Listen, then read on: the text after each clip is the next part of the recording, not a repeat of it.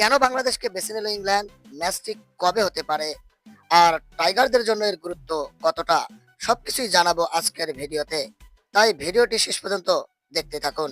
England and Wales cricket board ECB ২০২৭ সালের Ashes সিরিজের আগে বাংলাদেশের বিপক্ষে একটি টেস্ট ম্যাচ আয়োজনের পরিকল্পনা করছে।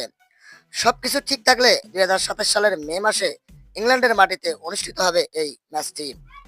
সবচেয়ে বড় বিষয় হলো ২০১০ সালের পর এই প্রথম ইংল্যান্ড সফরে টেস্ট খেলবে বাংলাদেশ।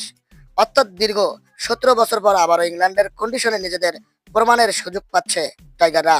ইংল্যান্ড সাধারণত অ্যাশেজের আগে শক্তিশালী প্রতিপক্ষের বিপক্ষে প্রস্তুতি নিতে পছন্দ করে।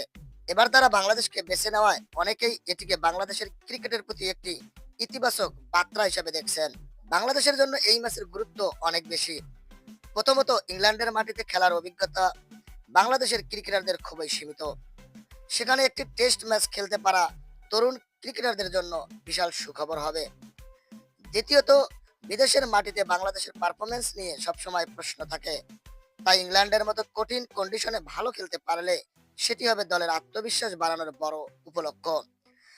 তৃতীয়ত, বিশ্ব টেস্ট চ্যাম্পিয়নশিপের ভবিষ্যৎ পরিকল্পনার জন্য এই ধরনের ম্যাচ অত্যন্ত গুরুত্বপূর্ণ। বিশেষ করে বাংলাদেশের পেস বোলাররা ইংল্যান্ডের সুইমিং উইকেটে নিজেদের দক্ষতা দেখানোর সুযোগ পাবেন। তবে কাজটা মোটেও সহজ হবে না। ইংল্যান্ডের মাটিতে জিউক বল সুইং এবং সিম মুভমেন্ট সবসময় ব্যাটারদের জন্য বড় চ্যালেঞ্জ। বাংলাদেশের ব্যাটারদের ধৈর্য ধরে খেলতে হবে এবং পেস আক্রমণের বিপক্ষে নিজেদের প্রমাণ করতে হবে। একই সঙ্গে বোলারদেরও ধারাবাহিক লাইন লেন্থ বজায় রাখতে হবে। যদি টাইগার এই কঠিন পরীক্ষা ভালো করতে পারে তাহলে আন্তর্জাতিক ক্রিকেটে বাংলাদেশের অবস্থান আরো শক্তিশালী হবে। সব মিলে ১৭ বছর পর ইংল্যান্ডের মাটিতে টেস্ট খেলার সুযোগ বাংলাদেশের জন্য নিঃসন্দেহে একটি বড় খবর। অ্যাশেজের প্রস্তুতির জন্য ইংল্যান্ডের মতো দল বাংলাদেশের বিপক্ষে খেলতে চাওয়াটা টাইগার ক্রিকেটের জন্য ইতিবাচক দিক। এখন দেখার বিষয় সে ঐতিহাসিক ম্যাচে বাংলাদেশ কতটা ভালো পারফরমেন্স করতে পারে। আপনার কি মনে হয় ইংল্যান্ডের মাটিতে বাংলাদেশ কি চমক দেখাতে পারবে?